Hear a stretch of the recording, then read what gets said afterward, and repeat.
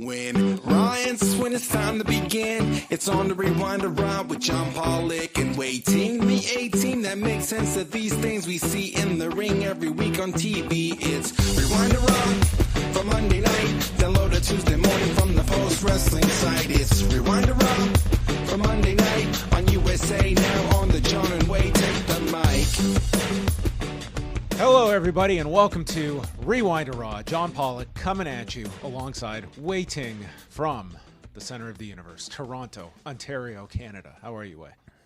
I'm doing all right. Yeah, man. How's it going? How was your weekend? I believe you. That sounded convincing. Yeah, okay. I assure you, I'm doing all right. Okay, I take your word for it. I know you would never lie. How are you doing? I'm doing good. I'm doing well. Okay. I believe that too. Okay. I'm not lying. Did you have an enjoyable weekend, Wai? Let's get the wrestling stuff beyond the key. How was your weekend? Yes, I did. But as I usually tell you every single time we do one of these on a Monday, I'm so focused on, I guess, like talking about the wrestling that I don't really remember what I did. But I now that I think about it, I had a good afternoon out on my backyard. Yeah. I was in a backyard on the weekend. My family had my extended family. Well, I guess this was not the most interesting story to Wai Ting, who decided he was just going to duck out and go continue his weekend. But I had a family barbecue on the weekend, and we got together with a bunch of family, and thus took place in a backyard, and that was a lot of fun. Okay, awesome. Did you hear any of that? I did. I heard you. Sorry, I'm trying to load things at the same time. Like, It's a super rush whenever we're going on air. I'm doing a ton of shit in the background as I'm trying to carry on conversation, so apologies. I did hear it, though. And anyway. Well, how about this? I was asked at this family barbecue. I was hanging out with my cousin's fiance, who said, "Is this barbecue gonna make it into the opening banter on the show?" I'm like, oh boy, this was all coming at me out of nowhere. I was not expecting to run into a listener at this barbecue, but I was very honored. Okay, shout out that person. Shout out that person. I'll keep him anonymous for his own privacy's sake. Interesting. Okay, but a good guy. All right. Well, Might be listening to this. Maybe not. We're actually very normal people, Like if we do something that involves you, it might end up on this portion of the show. It's not that special, I don't think. Well, that was our weekend synopsis, everyone. We got a lot to get to. We got a lot to get to this week. Yeah, we don't have time for this awkward banter. Not too much of it, at least. I know everything I need to know about Wai. We've reached our limits with one another, but man, so I keep tabs of the schedule and put together the schedule on the site, and it just seemed that as I was running this by Wai, more and more shows just got piled on, and all of a sudden this weekend is just loaded. We have so much stuff coming at you this week. Nature will be calling on the wellness policy. Deadpool will in fact be reviewed this week on MCU Later. Very elusive Deadpool review on MCU Later. Yes. Boy, I caught myself, though. I was glad that I was a little behind, because this gave me time to finish Logan, to watch First Class, and then I had another catch up to do. I had to watch Days of Future Past. Oh, okay, yes, the first one they did. They reviewed that one first. They did? They had a reason for it. I watched this movie, and then I hear about this Rogue Cut. I'm like, the Rogue Cut? What the hell's the Rogue Cut? And why isn't the Rogue Cut on Disney Plus? Well, that's for hardcores. Where's the other 20 minutes? I wanted to know. Rogue, you blink and you miss her in the normal cut, the people's cut. What am I paying my subscription to Disney for if I don't get the goddamn Rogue Cut? Rogue Cut. I think you give me what I want. That's what I screamed at Disney Plus. You would have to hit up maybe the offices of WH Park to get the Rogue Cut. He'd have to spend especially encode and send that to you, I think. Yeah. Not for freeloaders. No. Well, that's all coming at you this week. Yeah. This is the countdown to Deadpool and Wolverine, which I understand is going to be hitting theaters in the not too distant future, in the days of future past. And Way will be reviewing Deadpool 2. I will be reviewing Deadpool and Wolverine with WH and Rich Fan. I'm so excited. It feels like I've gone to summer school, and this is like the end exam at the end of the summer semester. We shall see if you pass. What insight can John Pollock offer WH Park and Rich Fan? You know, it's like two of the most knowledgeable movie and comic, consumers out there. Probably not much, but I'm gonna try. And that's why I want to listen to it. You're going to offer a very unique perspective. And have you bought your tickets yet? Because they're already on sale now. No, I was just gonna go. Do I need to buy these in advance? You might need to. This is like supposed to, be being targeted to break a lot of box office. When does it come out? 28th, I think. Let me see. 26th. The 26th. You could probably go on the Thursday, the 25th. Okay, I'm just doing this in my head. All right. Well, I didn't know I would have to buy tickets in advance for this. It might be difficult at this point. If you're trying to go opening weekend, I might not be able to go until like the week after. Oh boy. Okay. Well, we will figure something out, but that's all coming at you this week. Plus, we have on the cafe this week, we have Rewind Away going back to 2001. This week, Wai and I are reviewing the Invasion pay-per-view from 2001. The lone bright spot of this entire Invasion angle. Yeah. You laugh for what reason? I laugh because it's not listed actually in the body of the schedule itself, but it is in the graphic, so we will add that in. Trust everybody, it will. Well, be it's there. implied. It's implied that it's there. Yeah. Mm-hmm. I'm about to take this schedule and just torpedo it. That's what I'm about to do. And then this weekend, everyone, it all begins. The G1 Climax is here, and we are going to have podcasts all month long, covering all of the various shows. Bruce Lord and Karen Peterson are up first. They will be coming at you Sunday with a special show reviewing the first two nights in Osaka. And if you are someone that are just here for the G1 shows, well, you know what? The timing works out. You can jump onto the cafe for the first two shows, and it will carry you for those 30 days, and you will get all your G1 coverage on the Post Wrestling Cafe. It's $6 US, gets you on board for 30 days of access. It not only gives you the G1 shows, but also Rewind to SmackDown, Collision Course, Rewind Away, the archives, so much great stuff. These shows commercial free that you're listening to right now with Jon and I. I might even throw in a commercial right here, right in this part just to annoy all of you guys. So... We'll just bombard people with ads to push them over. Right. But yes, that is all coming up this week. So a great time to jump on board the Post Wrestling Cafe. And of course, it does support your good friends here at Post Wrestling. We have a lot, We have a lot coming up. In addition to the G1 shows, we've got to get everyone's appetite all in order. And Bruce Lord did so today with addition by subtraction, previewing the G1 Climax. This was like a scholarly breakdown of this year's G1 participants involving every single breakdown. How lucky are we? Not just maybe us at Post Wrestling, but just us as a wrestling community to have the thoughts and the writing of a university professor talking about and breaking down the G1 in ways that only Bruce Lord can. This was a very, very in-depth and thorough G1 preview, talking about last year's field compared to this year's, and just updating a lot of casual fans at this point, like myself of New Japan Pro Wrestling, on the years that each of these 20 participants have had so far. So if you haven't made your predictions yet, I urge you to at least read this. It's a perfect type of catch-up to get you more than ready for the G1 this week. And it's also a great... it's a great study tool before you sit down for the exam, which is the Post Wrestling G1 Climax Contest, which now has its own sponsor. Brought to you by chopped-tees.com, the home of your Post Wrestling merchandise. They are presenting the G1 Climax Contest. Closes this Thursday at midnight, so go on over, postwrestling.com/G1, free to enter. And if you are the winner, if you are crowned the champion this year with your picks, you will be awarded the greatest prize of all from Chop-Tees. Oh, perhaps you have several options to choose from. Hand delivery by Dickie Bird. Sure. He'll be flying over. Yes. But several options to choose from chop-tees.com/postwrestling, including our latest releases. Ooh. These Canadian hoodies and, in fact, our Canadian line. In fact, yes, we are Canadian, John. I don't know if you knew that.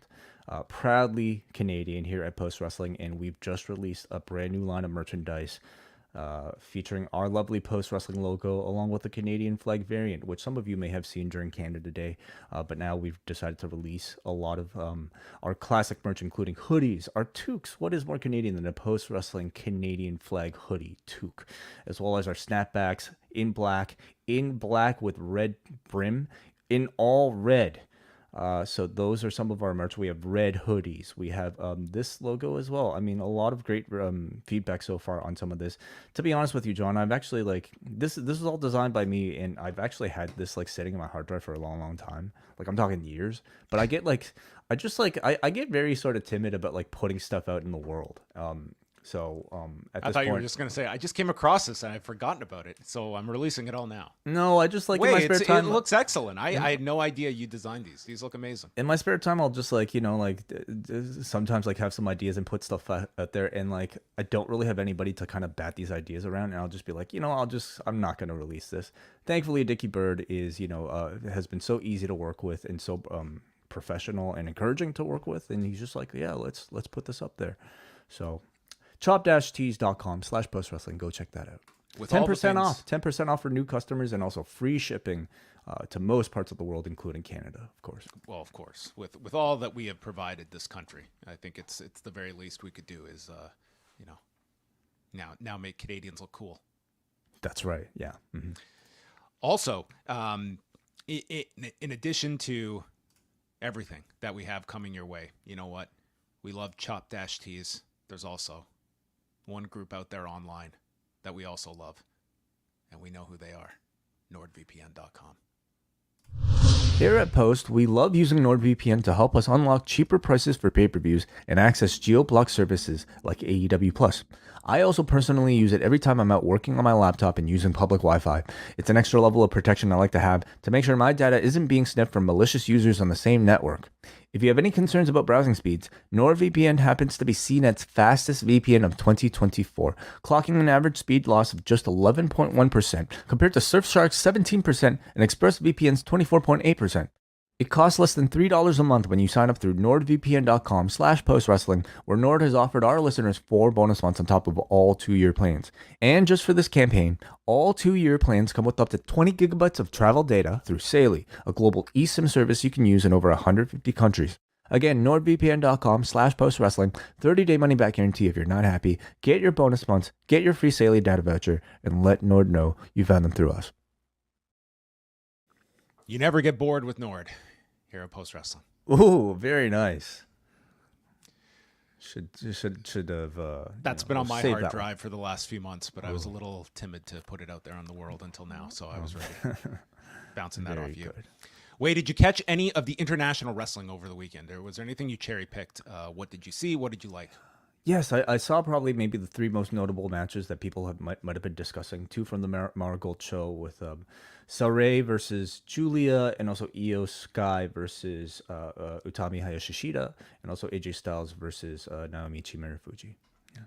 I saw the Styles Marufuji match. I do have the Marigold show, but I have not had a chance to watch it today. I thought the Styles Marufuji match was excellent. They had over 4,100 people at Budokan Hall, and I just thought it was so evident, especially hearing from AJ after the match too. You could tell it was obviously something very serious to him, wrestling Marufuji at Budokan Hall. This was hardly something that he was just taking as just a date that WWE is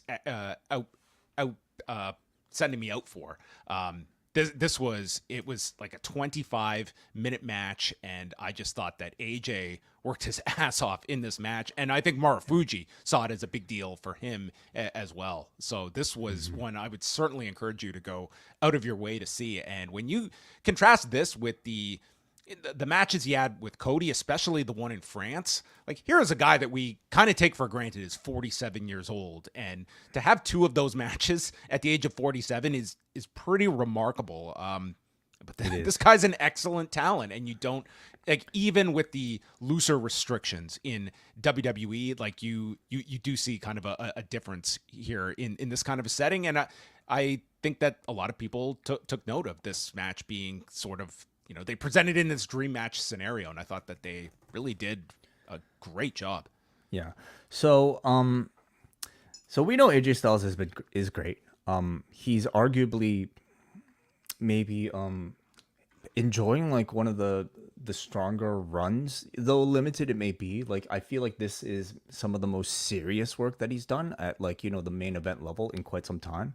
And even though he's 47, we're discounting the effect of the ice bath, John. We're talking about ice bath AJ right now, okay? And that's a different level of AJ Styles. It's added like 10 years to his career, I bet. He's in like 47 in human years, but but the ice age takes off at least 15. That's exactly it. Yeah. He really is just in incredible shape, and he clearly looked more than motivated going back to Japan and having this match with Marufuji. I think, like, as big of a deal as I think it might be for Pro Wrestling Noah, I think like somebody like AJ sees it as a personal challenge to go back and try to get over, as he's already over, of course, with the Japanese audience, but to live up to those expectations of, at this point, like almost feeling like a legend coming in. And it's Budokan Hall. Like you're someone of AJ's, upbringing, and like that's a giant.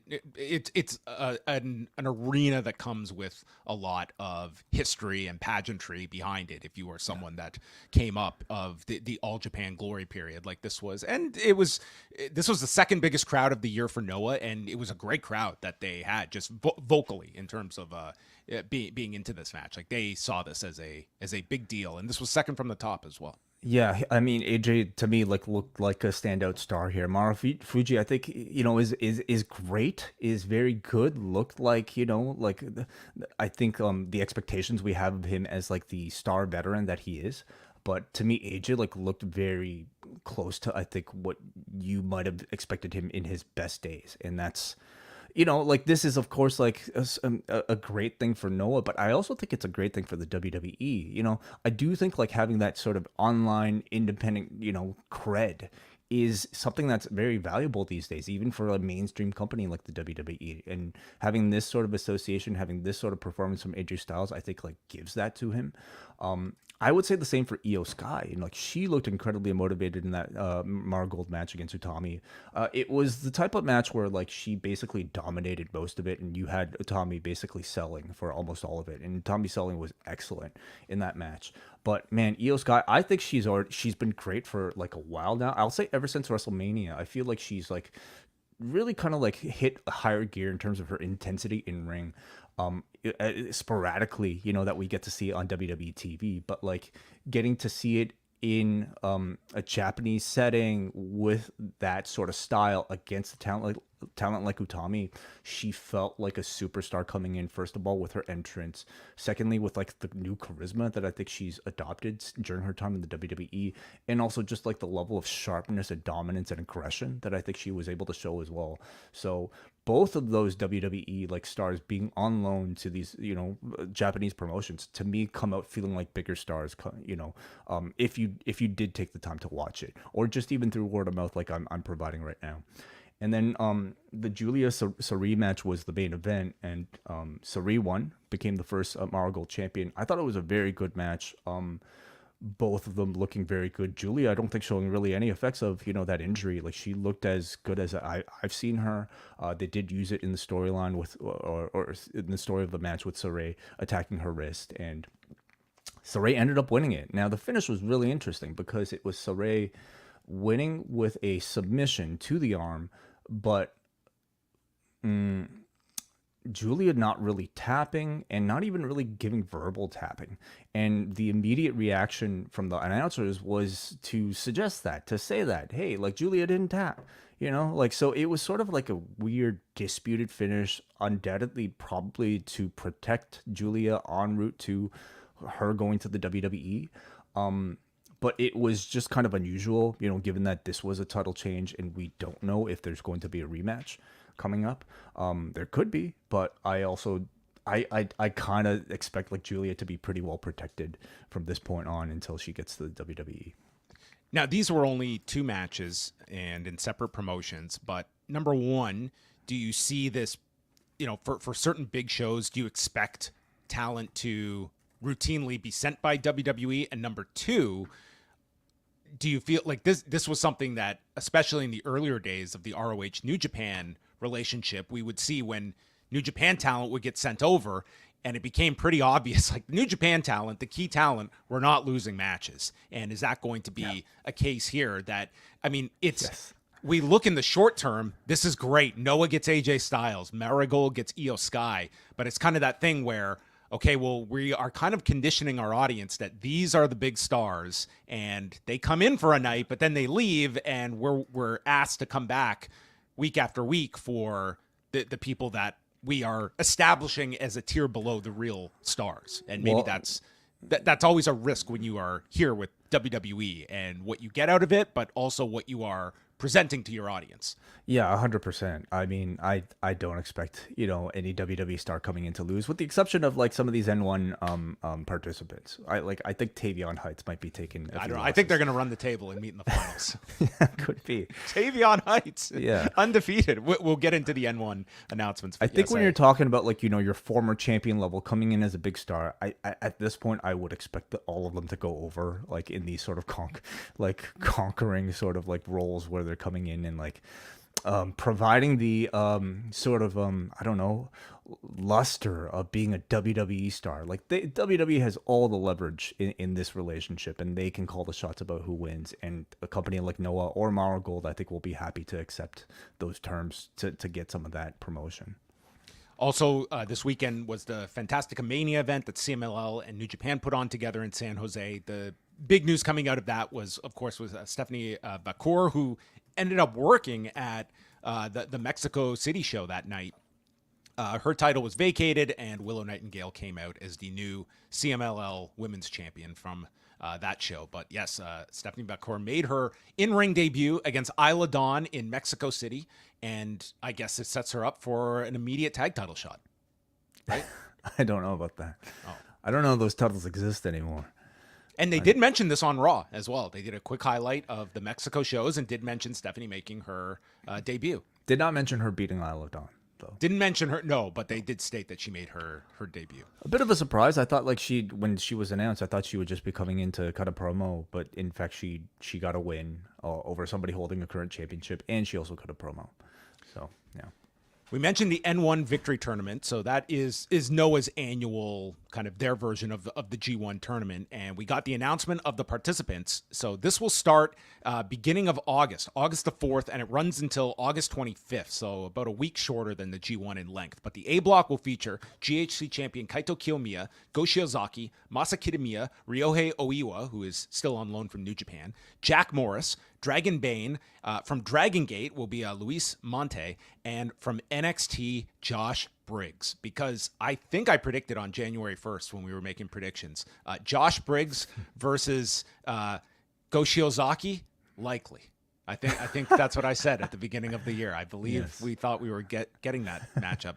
The B block will feature Keno, Manabu Soya, Yuka Sasaki, Yoshiki Inamura, Hio de Dr. Wagner Jr., Alpha Wolf, Titus Alexander, and Tavion Heights, who has, in theory, replaced Damon Kemp in the no quarter catch crew. So I love the idea of NXT having this idea of sending 2 people that we see something in and sending them to wrestle in, a very competitive tournament that they are going to get something out of over these 3 weeks. Mm-hmm. And I think it's more so interesting just these are the 2 that they chose. And that does give you some insight into what they see in these 2, that they can have something that this is of value to them to go and do this tournament. And I hope WWE takes advantage of this with other talents. Very much so. Yeah. There's a lot of like interesting thought to, I think, gain from these sort of moves. Like just the relationship with like Noah in general, I find it very fascinating. Like what exactly is WWE getting out of all of this? I'm suggesting, okay, some level of indie cred, that might benefit somebody like an AJ Styles on their return back to the WWE. Maybe. Like, you know what this is, Way? It's like, why are we running the Florida loop in front of 300 fans when we can get people to, we will earn money by sending our guys out and they can cover their, like, these are our house shows. Like, these are better for house shows for us. We want to get experience. Do it on someone else's dime. We don't have to be running all these regular NXT live events. Like, I think like we're going to see, like, just based on the schedule that's come out for the rest of this year, they are so lacking with house shows that I think that's the idea, is that you're either ready and we don't need these house shows, and for those that do need talent, we can come up with more unique opportunities. And I think this is just the beginning of, sending, take your guy, pick your person on the roster that you see hope for, and maybe we can send someone for 3-4 months on an excursion to Japan or Mexico or wherever we have these partnerships with. I think it's showing to the world that, like, this is definitely more of a relationship than just these one-offs that we're seeing, with like a Nakamura going to Noah, for instance. Like, they are actually going to be sending talent on excursion, like, for a month to, have these sort of matches. And that might present some form of, like, competition to what AEW can offer, like those sort of freedoms to people who might choose to sign there. Like, we've heard for a long time somebody like Bryan Danielson really wanted to go to New Japan, and they were willing to grant that for him. This might be a version of that might give the WWE some form of leverage for people who want to explore the world outside of the WWE. I think, like, the Bloodsport sort of allowances, I suppose we could say, for like the Creeds and like Shayna Baszler are some form of this as well. Yeah, I find it very they've just added Charlie Dempsey to that Bloodsport show, and he's kind of on like this kind of excursion now with TNA. Like, he's doing TNA stuff regularly. So, I mean, I think that's sort of their idea is, like, what is a Tavion Heights going to get more out of doing Level Up and NXT TV matches for 6-7 minutes, or doing the Florida loop, versus what is he going to get in 3 weeks working with Keno and the Dr. Wagner Jr. Like, he's going to get so much more out of this 3-week experience than probably 6 months of live events and level ups and, 6-mans on NXT. I think it's a different audience that you're working in front of. It's, he's going to have to do singles matches in all these tournaments. And, these guys, like, especially at Tavion Heights, like, you are, this is going to be a big learning curve for him, but that's sort of what you want to put these guys into situations where they have to adapt, and hopefully they rise to the occasion. Let me ask you, who do you think Noah wanted for the N1? You don't think this was, well, I'm sure they wanted What was their Jensen. wanted list? What was their request list? And what? Well, here's the question. Do you think, had this been 2 months ago, do you think Damon Kemp's in this role? Depends what future they saw for Damon Kemp. Clearly not much of it. Yeah, they probably did not see this. Yeah. But I mean, Tavion Heights, I would imagine, like, they at some point made that decision of, we're getting rid of Damon Kemp, and Tavion Heights is going to take that spot, and we're going to send him on this. Send him over here. I understand from WWE's perspective, like, they clearly can't give anybody that they're going to be using on a regular basis. Like just like AEW is not willing to give up too many people, for the G1 that they need. But I'm also curious to know, like, what Noah actually, like, who are their first, second, and third picks, and how far along did we get until we got the Josh Briggs? Listen, I think Josh Briggs will actually, I think he'll look fine in this tournament. He might even surprise some people. Like, I'm very curious to see a Josh Briggs, because we have seen this guy, have some very good performances in NXT, and I'm looking forward to seeing him here. Tavion Heights, like, this is a guy who's had 60 matches in his career, but it's going to be a tremendous opportunity for him. I guess another question is, I would be stunned if there's going to be any mention of AJ's Noah performance on SmackDown. Like, they're probably not going to mention that. At NXT, you could do a story here where the No Quarter Catch crew sends Tavion Heights, or you keep people updated on how Josh Briggs is doing in this prestigious tournament overseas. Like, it can benefit these characters that you are letting them know. It's like what we always spoke about with Lance Archer going to the G1, and it was almost like he's doing this tournament, but there's no benefit if you're just the AEW viewer, that he's out of sight, out of mind. And I I hope they incorporate this and they come back and it gives a reason to push these two guys when they come back after this tournament. I hope so too, because it automatically gives these two a storyline upon return, even while they're away, to just let people know what they're up to. This is really cool for anybody in the WWE system to participate in, and makes these two feel special. I would totally use it, at least in storyline or promotion. AEW Battle of the Belts 11, it popped up on the TNT schedule. So this is what's happening next weekend. On Friday night, you will get a 3+ hour ROH Death Before Dishonor pay-per-view, maybe 4 hours of it, which will overlap with Rampage. On Saturday, you will get a 3-hour block with Collision from the Esports Arena in Arlington, followed by Battle of the Belts. So you're talking like 8 hours of AEW ROH programming over the course of 2 nights next weekend. And, that's a lot. And if you're a New Japan viewer, it's day 1 and 2 of the G1 that weekend as well. This is the following weekend. So this the following weekend. I'm sorry. Yes, yeah. Well, but you will have G1 going on that there's weekend. Day 5 and 6 of the G1 then. Yeah.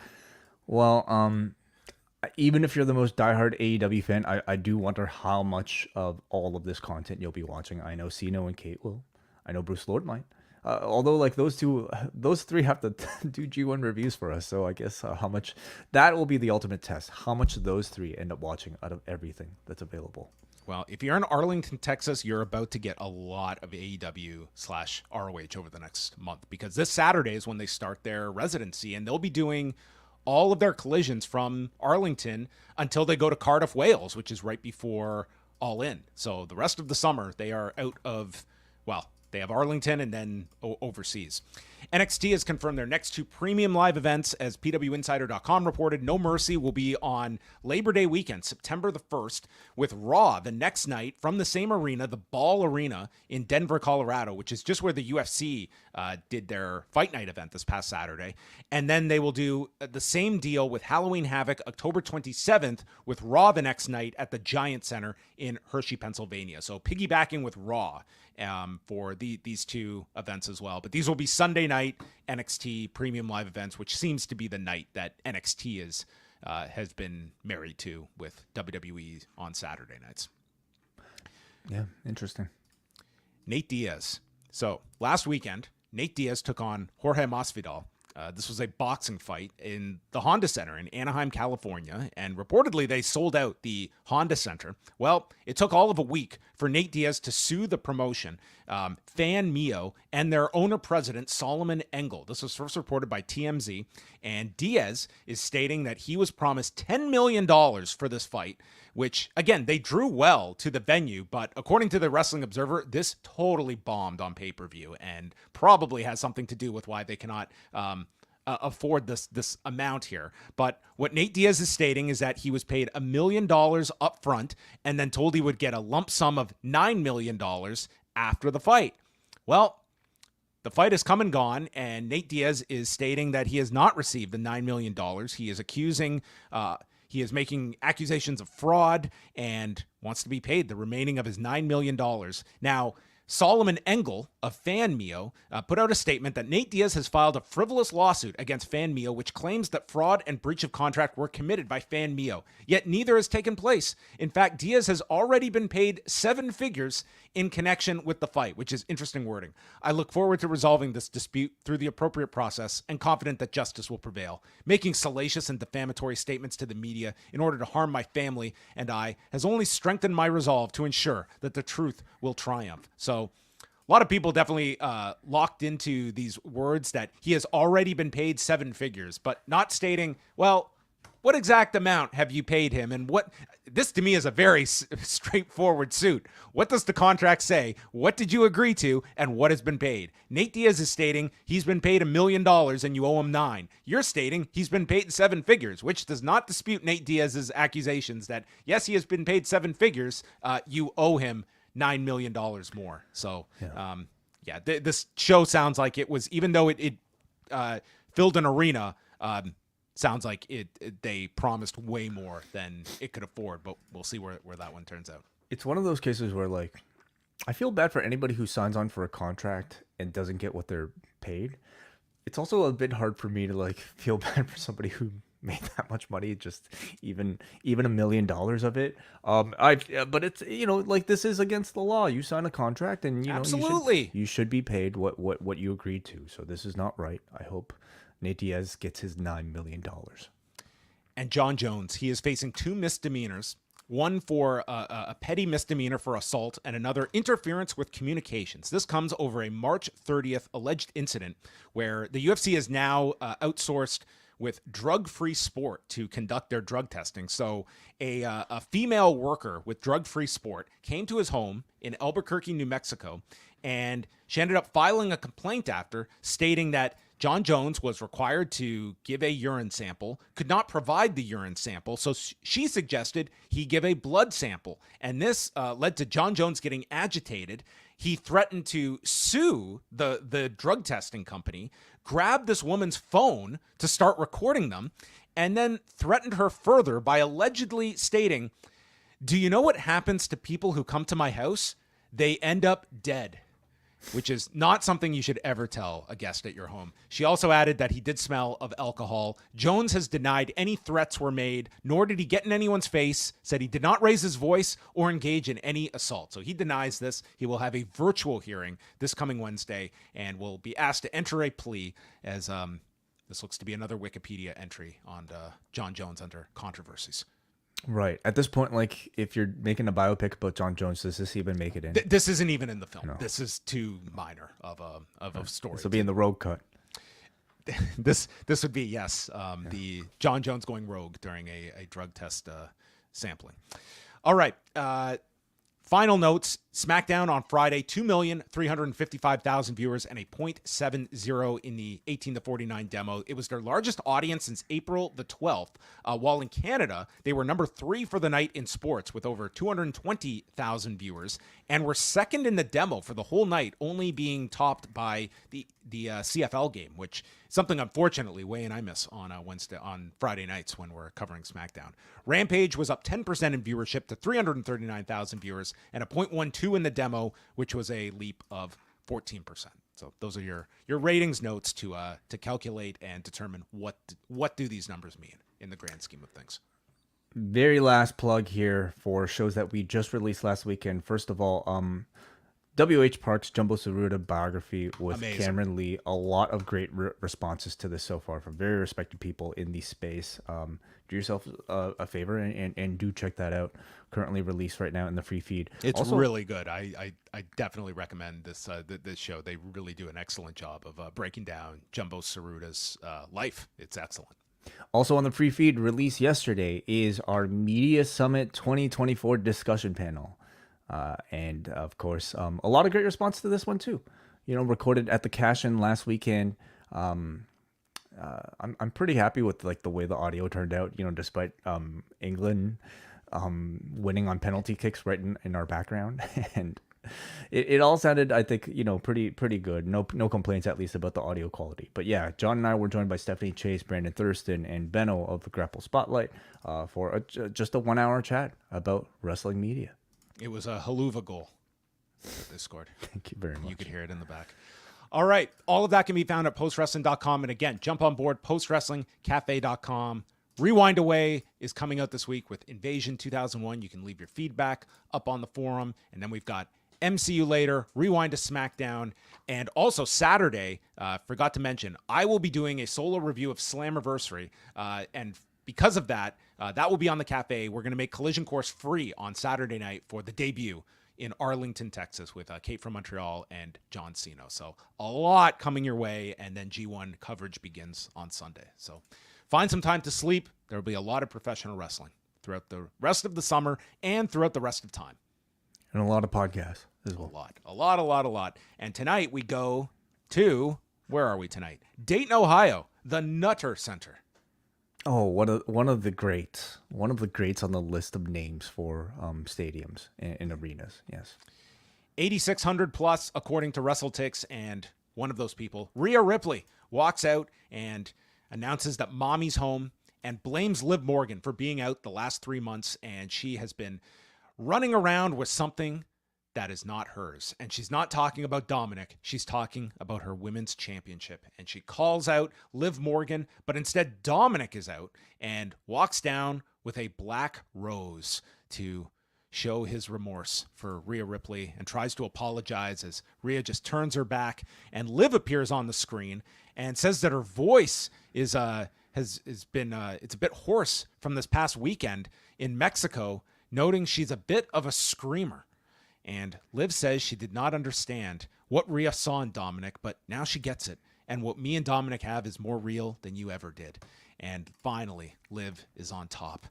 Rhea said, I waited 3 months. I can wait a bit longer, and challenges Liv for the match at SummerSlam. Liv accepts, blowing a kiss to Dominic. And then Rhea promises to end her revenge tour, end her title reign, and end her career as she walks to the back, and Dom is following her back like a puppy, and she tosses the rose away.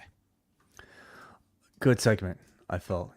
This was I would say Rhea's first real segment as a babyface coming back from her injury. And at this point, I think we can definitely say the layoff has undoubtedly made her a bigger star. It's helped facilitate this babyface turn with an act that I think we truly should be sympathetic for, with her getting injured in that backstage attack with Liv Morgan, and it made the audience greatly miss her via absence. It's allowed her time off to get married in real life and maybe take a bit of a honeymoon. Which, to be fair, Dominic did give a pass. Well, she did the same for him, right? So maybe they can just start with a clean slate. Maybe, yeah. I had an affair. You got married. Let's have bygones be bygones, okay? That's it. Yeah. But most importantly, it's allowed the space to have an incredibly strong rival built in Liv Morgan. So this time off, they've really kind of made great use of it to their advantage in just all capacities. Rhea sounded really good here. She sounded pissed off, but still extremely likable. And she really does now at this point, especially as a babyface, come across as just the perfect combination of powerful, cool, beautiful as well. And so this is, to me, just her coming to her own as final form top babyface level. Liv, I thought, was great too. She's become a really great heel in these several weeks, and I like her new wet hair, greasier heel look as well. I always appreciate these hairstyle changes whenever people change. Well, maybe she's been watching old Dr. Death tapes when he would just douse himself with water. Maybe that's the influence. Sure, yeah. Dom follows Rhea backstage. She's ignoring him and slams the door in his face, and Dom turns around, and Damian Priest, who's just laughing all night long in Dom's face. And Rhea then opens the door, tosses the flowers that Dominic had bought her, and does not want to hear from Dom. But Dom was not going to give up on trying to make things right with Rhea. Sheamus against Big Bronson Reed was our first match. They head to the floor, and the 10 beats get stopped with a headbutt from Bronson, who tosses Sheamus over the top, throws him over the desk, but Sheamus gets control, and he delivers the 10 beats from the desk. And then, as we're going to break, Sheamus is one of the more sweatier individuals in the industry, and he just hugs Pat McAfee, and this guy had to have just stunk for the rest of this 2.5 hours. Well, I mean, the guy was in transit all day, doing a show where? Where does he do a show? He does it out of Indianapolis. Had to fly here to Dayton. I don't know how long that is, but I know he got in his private jet, probably. Didn't have to cross a border to get to Canada like last week. So I mean, this one, right? Not as well. bad. Hopefully, he's got a shower on that private jet. Well, he doesn't have a VCR. We learned that. So they go to break, comes back. Sheamus battles to get a white noise. Crowd was into this. Sheamus runs into a sit-out powerbomb, and then Reed misses with a top rope moonsault. And Sheamus hits this flying knee. It wasn't the brogue kick, but landed with the knee. And no, it's the knee cap, John. Remember? The knee cap? Oh, you're right. Yes. Yeah. So he dug down deep and wins in 8 minutes and 34 seconds in our Monday Night Meat match, as Pat identified it as. Pretty much, yeah. It was a good, hard-hitting, meaty match. Yes, it was also very sweaty. Certainly lives up to the banging reputation that Sheamus is developing at this point in his career. I mean, I do look at Sheamus now, and maybe he should have done the N1. Yeah. Maybe that was Noah's request. Have you heard of Tavion Heights? Yeah, maybe. Watch, Tavion Heights is gonna like give us a match of the year candidate, and we'll just like all be eating our words. But like Sheamus has kind of, people are gonna laugh at me, but like when he has sort of like been developing sort of a reputation now as like being the Tomohiro Ishii of the WWE. Okay, like don't WH Park is like, you know, wanting to murder me right now, but like that's the sort of reputation I think he's trying to develop as this character, this banger character, you know, the guy who comes out there and like has these hard-hitting, stiff-looking matches and just basically delivers like, you know, like in-ring quality, like WWE level, hit their version of strong style every single time. And I'm sure he's more than happy to have this role at this stage of his career, but man, to have to live up to that at this age, at this stage of his career, with the amount of miles that he has on his body, it's like, it's got to be difficult, you know, every single time.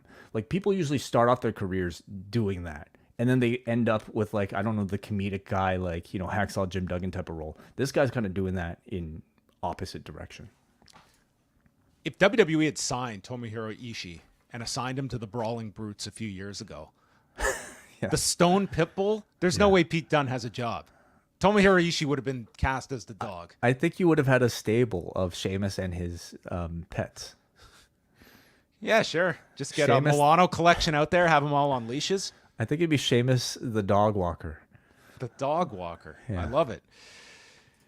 Judgment Day. Oh, afterwards, Reed is behind Sheamus. So Pete Dunne stops an attack, walks out on Sheamus, but then Sheamus turns his back. Bad move. So Pete Dunne jumps Sheamus from behind, and Reed is left in the ring, so he hits Sheamus with a tsunami. So we are still wondering, when are we going to get this this exposition from Pete Dunne to explain how Sheamus wronged him? Well, you let me talk like a dog for like 5 months. That's what. You know, he has more than enough reason to... He's going to channel John Tenta. I'm not a shark. I'm a man. Yeah. Like you were happy just like, you know, like feeding me like kibble, you know, for those 5 months. Of course I'm pissed off. He's got a mind of his own now. So yeah, Pete Dunne, this seems like it's a Pete Dunne heel turn. You know, he did attack Sheamus from behind. As far as I remember, like I don't think we've seen Pete Dunne be a heel in any of his WWE runs so far. So worth a shot at this point. You know, he's kind of been around for so long that I think people have kind of grown apathetic to him. Clearly, like I don't know how much he has to offer in terms of like babyface promo ability. Being this sort of mysterious heel allows him to do story without saying a whole lot. So let's see how it turns out. Judgment Day is in the clubhouse, and Priest is telling Rhea, man, it's great to have you back here. And Rhea, who clearly, it almost seems like the character is, well, I was off for 3 months. I wasn't watching Raw when I was at home. She's like, why is Carlito hanging out here? Like, how on top of this Dom stuff can she be? Like, if you listened, her main gripe was that Dominic just didn't call her for 3 months. I think he could have gotten away scot-free, like just doing whatever with Liv on camera, as long as he was checking in on a weekly basis. Just text. True, yeah. But he ghosted her. I think we've learned that, like, if you're a WWE character, or at least if you're in the Judgment Day, other than the 2 to 3 hours we see you on screen on Mondays, you're otherwise put into a chamber and cryogenically frozen for the rest of the week because they don't interact with each other. They don't like watch anything. They don't like even live, you know, like at all. So this is the only time they're alive, I think, you know, is these 3 hours out of the week. We're going to get a Mark Henry A&E Legends biography coming up this Sunday. And, I skipped over the rest of this segment. Dominic returned, and he said that he was trying to contact her all week. And this is where she brings up the fact that, where were you for the past 3 months? And Carlito, throughout the night, was just getting in his one-liners, noting, man, she's angry, huh? And that was Carlito's role, and kind of his most significant role he's had. Without a doubt. I'm sure he's very grateful to have this role. I think he'd much rather be this guy than to be like, you know, Banger or Sheamus right now. Maybe we interpreted the question wrong. Like, she wasn't literally asking why Carlito's hanging out here. She was asking an overarching, why is this guy hanging out here? Just like, why is he employed by this company? Why is he here? Yes. I will say, I think he's found, like, I think they're using him really well with these, like, comic relief one-liners, you know? I'm certainly a lot better than, like, how he was being used in the LWO. Sami Zayn runs into Ilja, and Zayn tells him, I asked Adam Pearce to defend the title against you tonight. He compliments Ilja, calls him a special talent. You remind me of me because you fight like your life depends on it. And that's the type of person who deserves a title match. And tells Ilja to bring his best tonight. Ilja says, you better do the same. Mm-hmm. Yeah. I think they should have been turning their heads towards the camera and saying, now, this crowd out here, you guys bring your best too, okay? Ooh. Well, 3 hours, man. Well, tough. We had a Gunther video. He said it was never his dream to be here. It's easy to wipe the mat and shatter the dreams of so many. I swept through NXT UK and NXT, then I outgrew them and came to SmackDown to save one of the illustrious prizes in the Intercontinental title. I won it with ease, and I became the greatest and longest reigning champion of all time. I beat the best for 2 years. Then, I loved how he transitioned here. Then I moved on to a new prize, and I won the King of the Ring. And I still saw mediocrity at the pinnacle, and that should be so much more. The prestige of the world title is going to change forever at SummerSlam. Yeah, I really enjoyed like what feels like Gunther TED Talks, you know, with the way he's like standing in front of a screen and like, you know, dressed in a suit and just talking to us. These have been great, you know, like he clearly, like, after winning King of the Ring, you didn't really need him to do a whole lot. He's already earned the title shot at SummerSlam. So just by kind of keeping him off TV, letting Kaiser do a bit more of the talking, and then now reintroducing Gunther via these video packages, reminding all of us of his story, I think that it's been really effective. Yeah, and I like how they're really narrowing in on this idea, like, just breaking him from the pack of, I didn't grow up wanting to be here, and I'm better than all of you. I just think that it's like they're letting him be like, he does not look at this as, I am the person that is bringing the importance to this, not vice versa. Yeah. I think because honestly, like, it's nice to have those stories of these performers that they're fans growing up and it's their dream to be here. I love the opposite, that we have somebody here who he doesn't subscribe to any of that. I'm here because I'm the best, and this was not propelling me towards this. And it's kind of like it leans on the fact that, you know, for years, this guy wanted to train at his gym in Germany, and he didn't want to come over to the States, but then his circumstances changed. But it was like he was not courting WWE. It was the other way around, and they're kind of just playing off that real life story. It's a very un-WWE type of, like, you know, role they have, even for Which is why it's so refreshing. They're not everyone is not just subservient, and it's like, I'm just so happy to be here. Here's somebody's like, no, you guys are lucky you have me. And they don't do that too often, and I think it makes him feel like he stands out more. Now, do you think that they are trying to insinuate that he didn't want to be in wrestling, period? Or are No. WWE is how they have positioned. So, but he's not specifically saying, I didn't want to wrestle here. I wanted to wrestle in the N1. I wanted to wrestle at the Budokan. Like, he's not saying that. Because I guess most WWE audiences would be saying, like, what's the Budokan? But I almost get the sense like they're trying to convey that he didn't want to wrestle, period, rather than like, I didn't want to be in the WWE specifically. Well, we get more with him later with the face-to-face. But first, earlier in the day, Jackie Redmond interviews Zelina Vega, and she is asked about how Ripley returning affects her chase for the title. And she states, I would be champion if it wasn't for Dominic. And in walks Sonya Deville with Shayna Baszler and Zoe Stark, and Zelina made fun of Sonya Deville's forehead and issued a challenge for her later tonight. So that takes us to Zelina Vega and Sonya Deville in Sonya's first match since July 28th of last year. Almost an entire year since she wrestled. And we come back from the commercial, and Zelina Vega is like rubbing Vaseline all over her face. Yeah, this I mean, I think the announcers were suggesting that it was like what fighters do, what boxers do, I guess. Like, they rub Vaseline so that like punches might be able to like wick off. In fact, isn't that illegal? having too much Vaseline on the face. You can't have Vaseline like on like your body. St. Pierre, like that was a whole thing with George, right? Yes, you can have Vaseline on the face though. Oh, you can't have it on the body, but you could have it on the face. You figure the face is like, the place where you shouldn't be allowed to have it. I mean, it is designed to like to protect cuts. To protect cuts, but you cannot put Vaseline on you, and therefore, you can slip out of submissions. You can be very hard to grapple with. But that was the second George St. Pierre BJ Penn fight that BJ Penn accused George of greasing. So greasing, that's right. I remember this. So Zelina Vega was greasing. I wondered like if this was like was it done to show that she's smart, or was it done to show that she's like sort of like looking for advantage, like a heel would? I don't know. Like, or was this was not explained? Funny? It was just it was kind of just an odd moment at the beginning of this match. Vega went for a 619, and Baszler attacks Vega's elbow as the ref is distracted, setting up Deville's advocate, which we're still running with, and wins in 1:06. And then the three attack Vega. Chance, Carter, and Lyra Valkyria run out to help Vega, and the other three retreat. This felt like a throwback to the women who had like 2 minutes, including entrances. Yeah.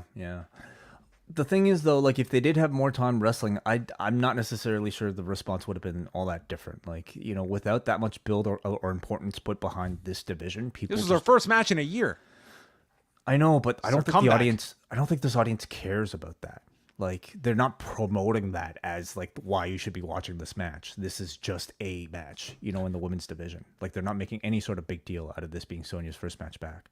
I think like they're trying to attract people based on whatever characters they're able to build here. And I thought to that end, I thought the intensity and the beatdown from the heels was good. I think there's potential in this. They are slowly like gathering the characters in this sort of like mid card of the women's roster that like they've been having issues with now, I think, for years at this point. But you're getting little factions that are being put together here with like Sonya, Shayna, and Zoe. You've got Damage Control. Now you got this little thing with like Kayden, Carter, and Katana Chance with Lyra and now Zelina as well. So we're slowly forming some form of organization with the women.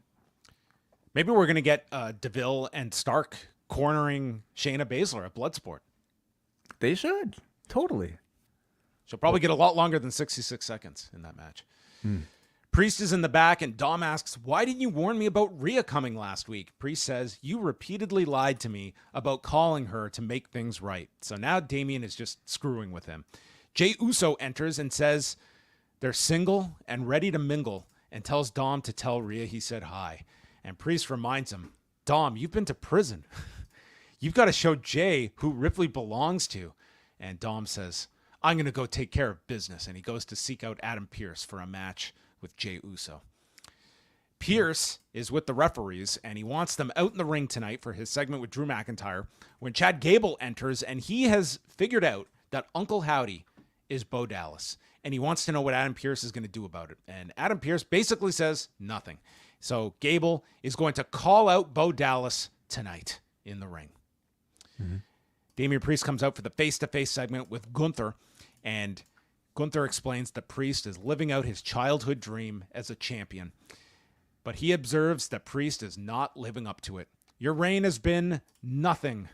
No prestige, no contributions. You and I are not cut from the same cloth. So I want to lift that weight off your shoulders and save you the embarrassment. So why don't you just hand me the title now rather than us do this at SummerSlam? And Priest does not go for this option. He explains that while you were handed everything in Europe, I was literally fighting for my life. And if you're just here for the paycheck, we don't need you here. I've earned this, and you are the last person that will take this belt from me.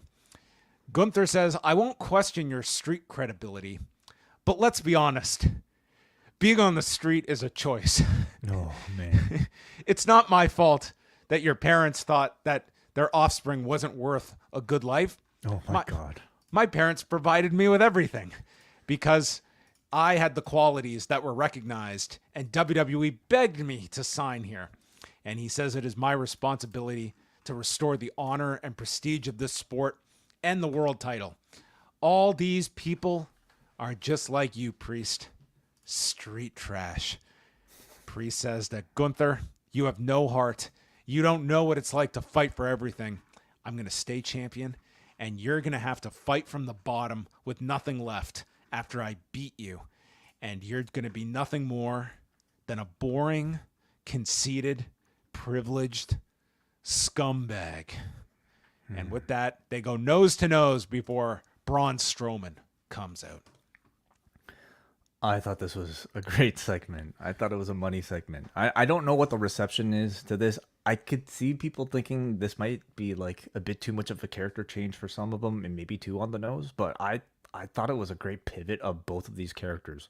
Like when they announced Gunther versus Priest, I wasn't exactly sure what direction they could have taken it. It could have been a very simple, like, you're the champion, I'm the challenger, like, I'm going to bring prestige to the belt. They are doing that, like, that's sort of like Gunther's just like main sort of character period, but they're adding a whole lot here, okay? They are reframing this into a match of the privileged and the everyman here. And I think it's very smart, and I think it's effective, and I thought it took some like pretty good dialogue and delivery to achieve that effect from the both of them. They are reframing Gunther now as a guy who was handed everything in his life, okay? Which works with like this image we have now of WWE Gunther as this like well-dressed, like European GQ, like almost like statuesque model who like looks rich, right? Meanwhile, we have like they're reframing Damian Priest as a man who had nothing, who was homeless, like that's legitimate. And that's like almost the most sympathetic trait you can find out of his real life story that I'm almost surprised they didn't use earlier.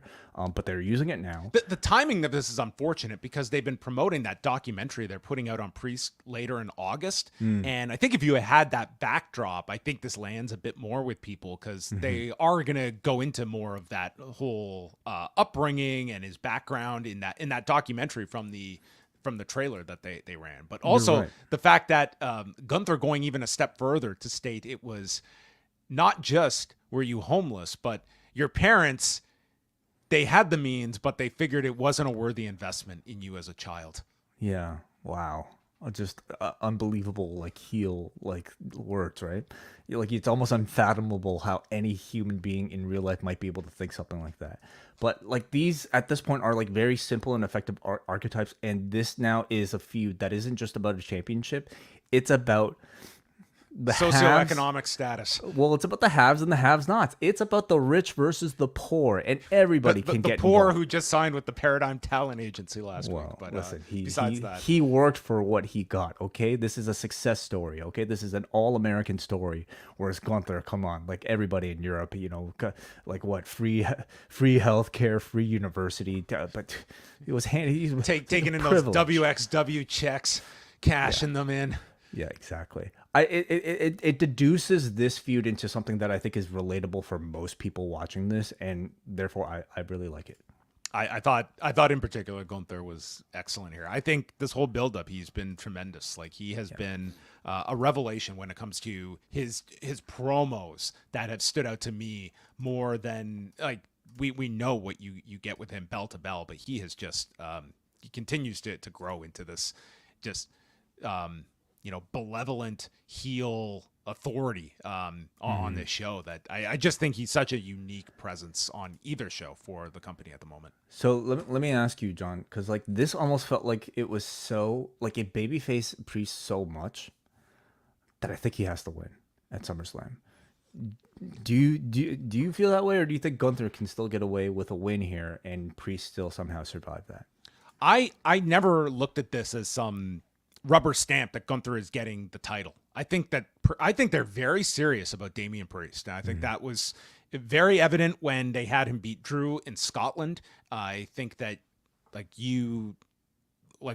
they're really going with Damian Priest and the idea of him being put into all these situations where everyone's assuming he's losing the title and he doesn't. That's kind of becoming part of the story now with Damian Priest. So regardless of this build, I think there's still a very good chance Damian Priest they stick with him with the championship, and the idea that after this road of challengers and the depth on this Raw roster and Damian Priest is the guy still standing, they want this guy to be viewed at that level, and it's been a slow climb for Priest. But what would you do at Bash at Berlin then?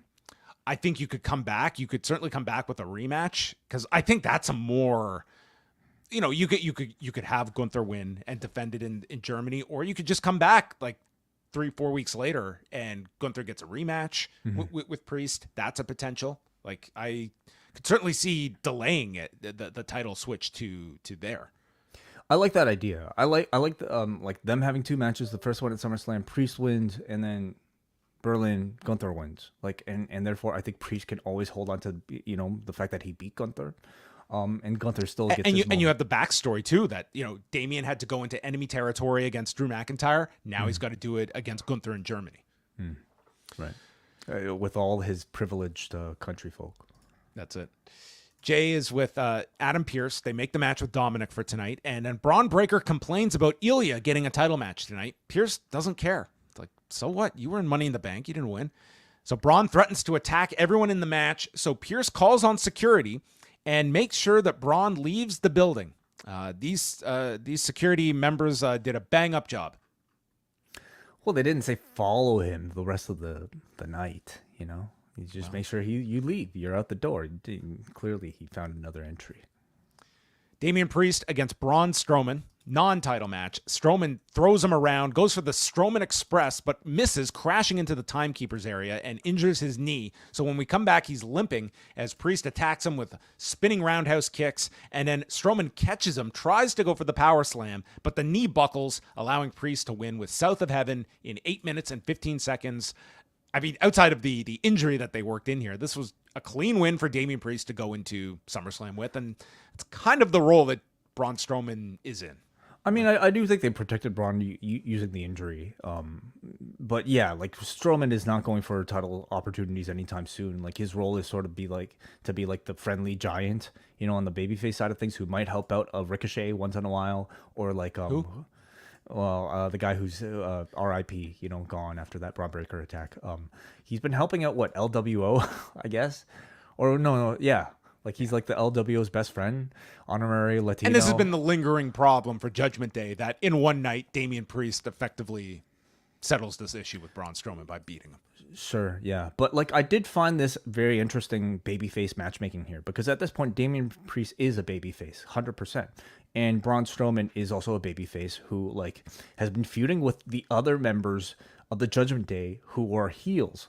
So here you have Damian Priest, like, he's playing the role of, like, the giant, or he's playing the role of, like, the underdog against, like, Braun Strowman, the giant here. So Braun at times has had to kind of fulfill the role of a heel against the babyface Damian Priest, but they got by like, having Strowman have that knee injury that was not Damian Priest's fault. Damian Priest moved out of the way as Strowman hurt himself, basically, and they had basically, Strowman basically kind of beat himself, but you still gave Priest that big heroic, like, slaying of the giant moment by lifting him up for the chokeslam.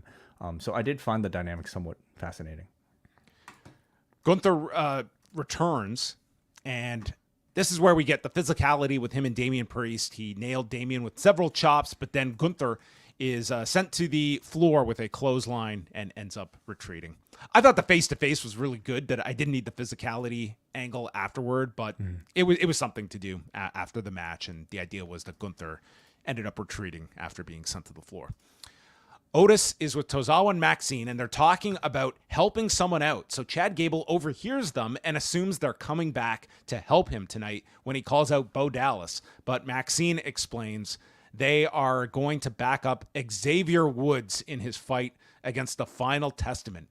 And Chad responded, "Are you guys crazy? Do you see how much TV time I'm in store for? And you're going to pair up with New Day and Final Testament? Good luck." Well, they've definitely cooled off on Otis, haven't they? They've cooled off on everything associated with the New Day, Final Testament, and that now Alpha Academy is being brought into that vortex. I mean, after that, like, full-on breakup, like, I feel like we haven't really done much building of Otis, nor seen Otis all that much in any significant role lately. I mean, I'm assuming, like, when the Creeds, are officially paired up with Gable, we'll probably get that back and forth. But for now, yeah, like, he's kind of forgotten about. Then there were highlights of the shows in Mexico. and Katana Chance, Kayden Carter have Lyra Valkyria in their corner against Zoe Stark and Shayna Baszler.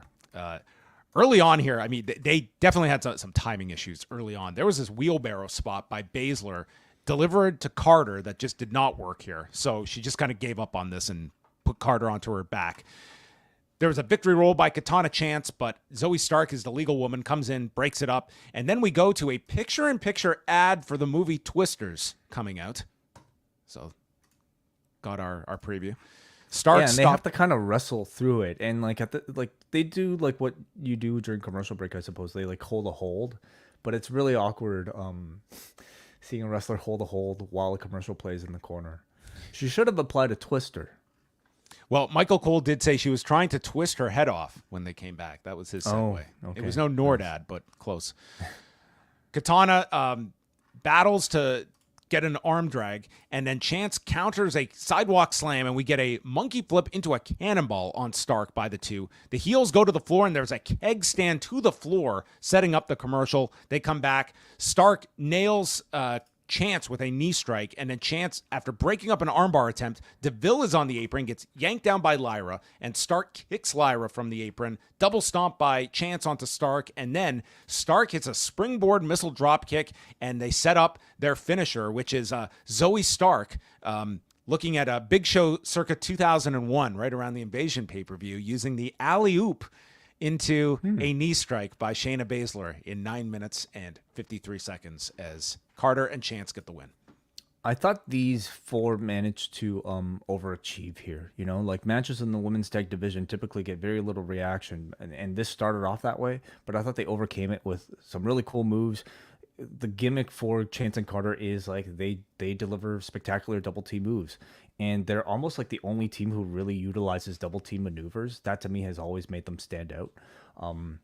And they're trying to, you know, continue that here. And I think they're doing a good job of it, although they're not being booked to be very strong.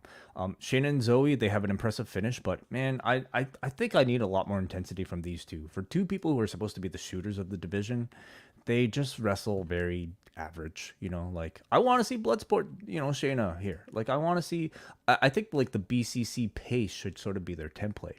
They need to appear a lot more dominant because I think that this whole division needs more dominant heels.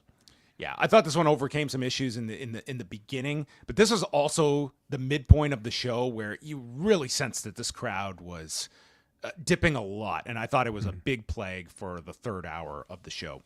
And maybe because there was a lot of stuff in the back on this show. Like we had like the Judgment Day Clubhouse. I can't even keep count of how many segments we had, and that's where we go next, where Baszler and JD are giving their explanation to Rhea Ripley, how Liv technically helped them win the tag titles, and Rhea only cares that they have the tag titles, and now I'm going after the women's belt.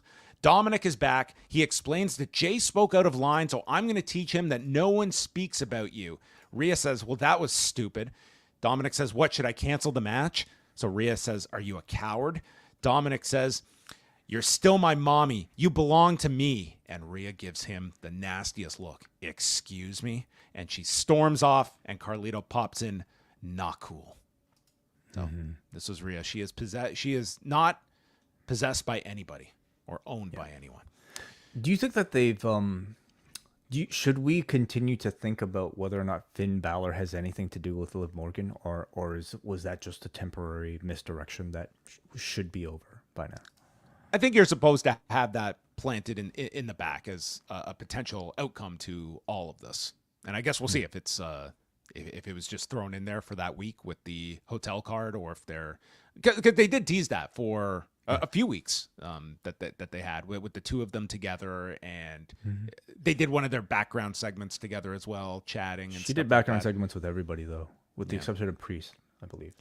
So that should be an X account of all the background segments that we can just keep track of, and how many pay off and how many are just put out there and we forget about them. Right. Yeah. Drew McIntyre meets with Adam Pearce in the ring. His suspension is over after a whole week. Pearce thinks that they're on the verge of something special with a match between him and CM Punk. Everyone wants the match. Punk is at home trying to get cleared and asks, how badly do you want this match, Drew? Drew wants it more than anything. So Pearce says, all you have to do is leave the unprofessional behavior behind them. We're ready to do business. And then Pierce brings in the two officials that Drew struck and says, all you have to do is apologize to them. And this is the reversal from last week where Punk was trying so hard to apologize, but he couldn't. And now Drew is in the exact same scenario where he has to apologize and he just can't do it. He walks over. You think he's going to just begrudgingly say he was sorry, but instead he says no and says how the referees have screwed him multiple times. CM Punk, he cites his actions at WrestleMania, at Clash at the Castle, and Money in the Bank. And Pierce, you deserve that elbow. You should be apologizing to me. Everyone's trying to screw me. So Pierce says, well, then you're still suspended.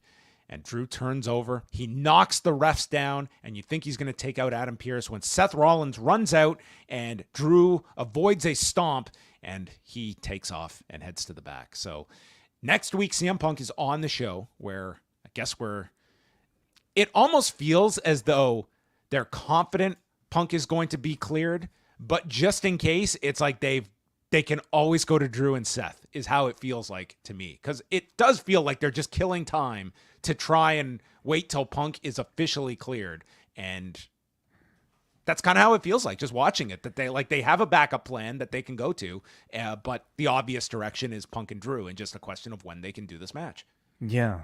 I guess it feels like sort of similar situation to WrestleMania, where like a lot of things are possibly played depending on injury, depending on return, and depending on just timing. And they're trying to keep everything in play in case one thing happens and another doesn't. I don't really know what the result is. Maybe we'll get a behind the curtain, for all of this in the future, but I do think Drew is continuing to do a really great job here. I think Adam Pearce did a great job in this segment. He, as a WWE authority figure, continues to be authoritative, but be completely forgettable at the same time, which I think is exactly what you want out of this sort of character. And I look forward to seeing what this results in. Obviously, everybody wants Drew versus Punk. But at this stage, I think they've done a good enough job with Rollins that people would probably be open to a three-way or any other combination of the two as well. We then had the clip of Pat McAfee on his show earlier today, where he's in the middle of interviewing baseball reporter Jeff Passan, when all of a sudden the screen short circuits and a box appears in the studio. And Pat has to go get the box and brings it back. And then I expect Pat McAfee to sometimes have to do these wrestling angles. But to hear Jeff Passan have to react and go, is that a videotape? This was the cringiest thing I have seen in a long time. And God bless the Pat McAfee show that they are more than open to do this. It was so out of place on this show. And if I was just a regular sports viewer watching this and they were doing this, I'd turn this off in a heartbeat. I don't watch the Pat McAfee show, so I don't really know what the tone of the show is. It's obviously very loose, and I'm sure their audience is more receptive to it. But I just think watching this angle play outside in the wild, you do see why this would be such a turnoff to people. Yeah. So he has brought the tape with him to Dayton, Ohio, to the Nutter Center, and they air the tape. And this time, it is Erick Rowan, and he is asked about how he's doing. And he says the last few years have been really hard, and he is fighting back tears. He used to have a family. They were inseparable. They had each other's backs, but then one day, the whole world changed. He lost a brother, the person that believed in him more than anyone. But you have to keep going. Life goes on, and when I thought I had everything going, my other brother was gone too, and he is really fighting the tears here. He said he had no more family. He fell down a well that he couldn't get out of, and he didn't want to get out of it. Who was going to miss me? I'm just Rowan. And they pass him the sheep's mask, and he looks at it and says how it gives him hope. He needed help, and a hand reached out for him and gave him a purpose in his life to help those like himself. And we are going to take our broken hearts and make some beautiful art. And it cuts. And Cole and McAfee react to this, calling him a tortured soul. And Pat, in the most serious delivery, says, "It was an honor to transport that tape." For the love of God, when these air, let's go to commercial break after, because I do not ever want to hear the announcers have to react to these again. They're so difficult for them to come out of. It was my honor to transport this tape. I mean, this was listen, they have done a very good job of giving your motivations behind these characters. You're using real life grief to explain these characters. But as we will get into later with the angles, I think it's like I'm having very different reactions to these videos versus like the segment that we're about to get later with Bo Dallas. Okay. So first on the Pat McAfee thing, I guess I didn't have any real reaction to any of those segments, and I think for me, I've just like known to like block those out, or at least like not even think of them as anything significant. Because to me, McAfee and really the announcers in general are just like they're. Unless they do something really crazy, I almost just kind of think of them as just like window dressing, and like I guess I didn't really consider the ridiculousness of like either that line or just even like, you know, everything on the show. Like for me, like I think I'm choosing to more so judge the success of this angle based on the people that are actually creating it, and that's primarily, I believe, Rob Fee is the man's name, and of course Bo Dallas and all the rest of the people in the Wyatt Six, and I'm assuming they have nothing to do with like what Pat McAfee is saying and also like how these tapes are delivered. Maybe they do, I don't know. Could you imagine Michael Landsberg getting like it short circuits and suddenly a VHS tape? Although T.U. Landsberg would do a great job. Okay. I'm also imagining that in like 1998, the VHS probably wouldn't have. What's this? I mean, what is this? What is this? A Betamax tape? Maybe I should take it to the keg. See you tonight. Yeah, I don't know. We got to talk about this Rowan video because I thought this was the best thing on the show. I thought it was the best video they've done so far of this Wyatt Six entire angle.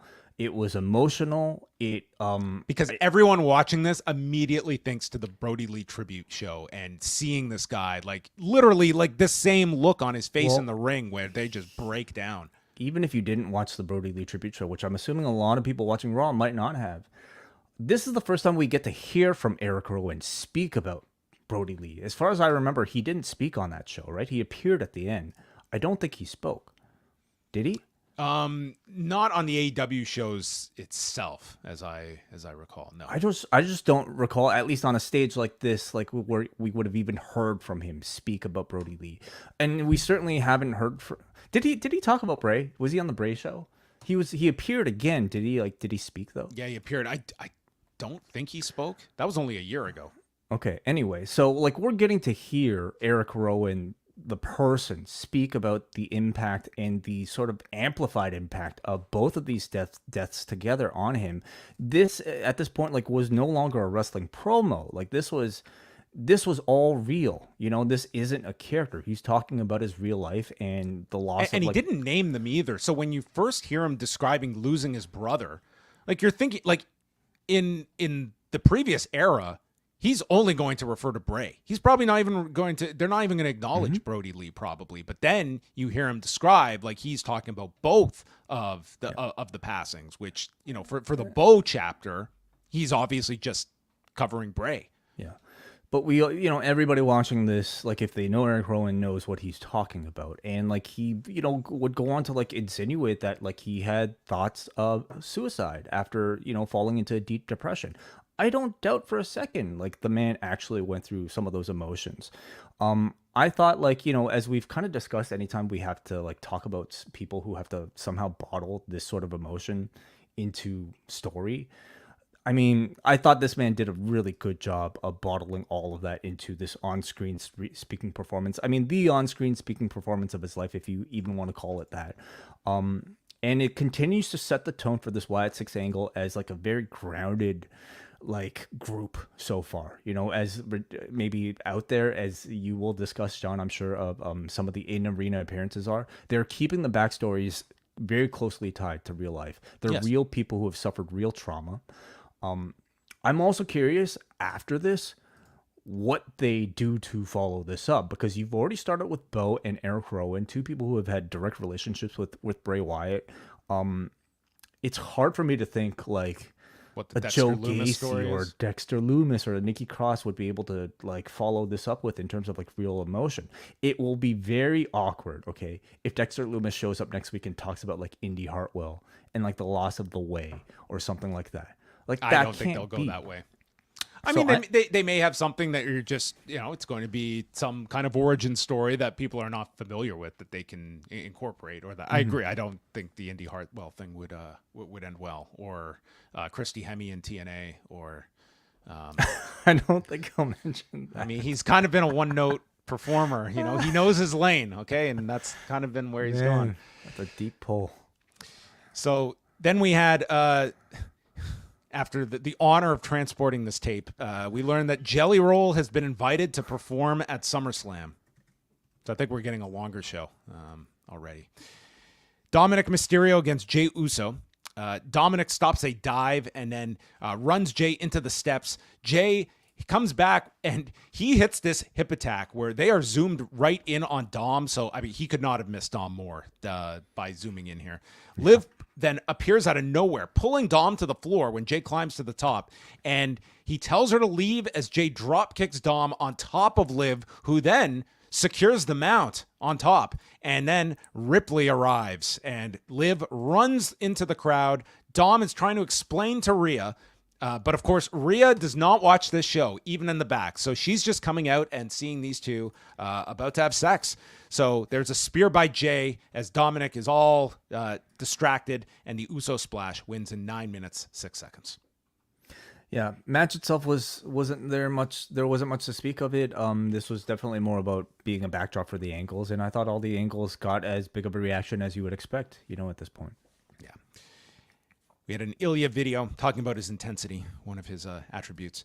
Dominic is backstage. I think Dominic was in 100 segments. He meets Damian Priest, who's laughing and says, "Man, that's rough." And he leaves Dominic with Ripley. And Ripley explains that I don't belong to anyone. I'm not yours. But then she looks at him. You're mine. And hands him the rose. And he smiles.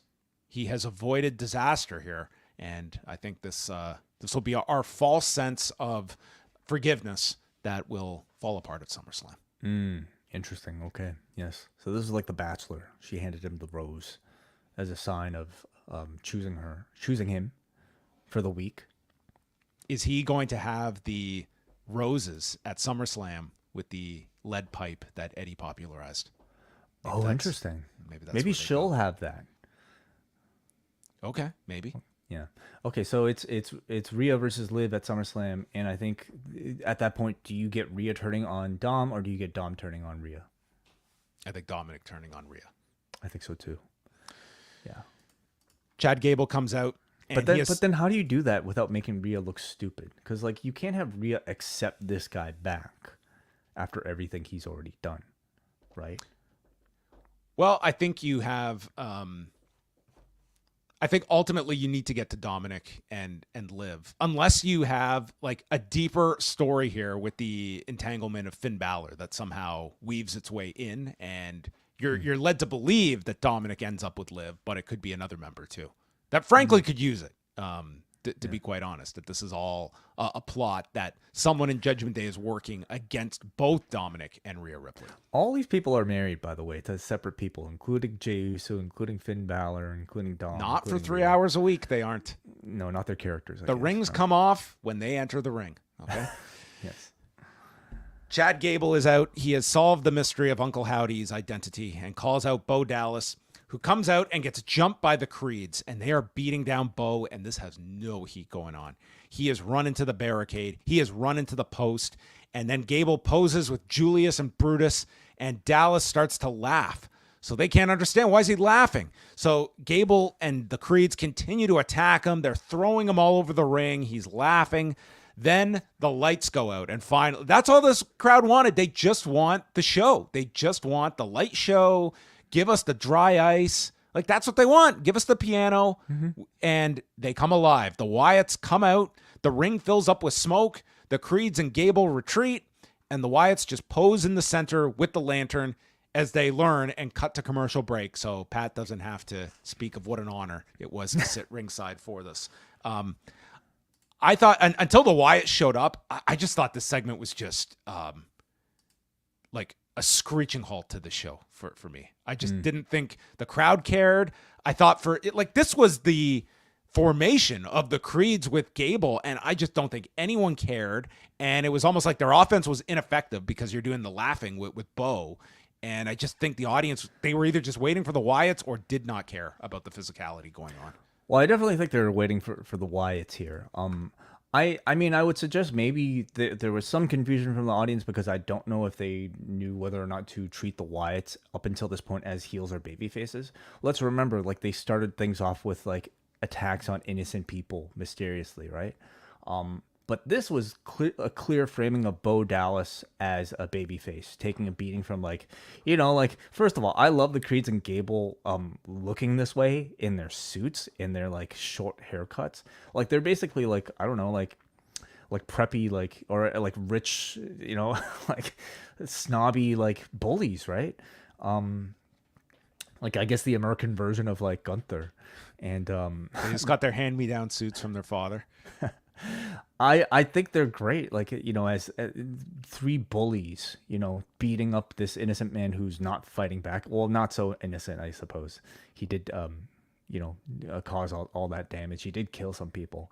But this was like, you know, giving Bo Dallas the Tommy Dreamer treatment. Like, they're beating him up and he's not fighting back, and we're supposed to feel sorry for him. And I think the audience might have just been, again, waiting for the Wyatts to return. They're certainly not at the level where I think they feel so bad for Bo Dallas because, like, I think he's still so new. But I found it captivating, you know, because of all this new stuff that was happening. The formation of Gable with the Creeds, and also our first on-screen in-arena appearance of Bo Dallas as this babyface character.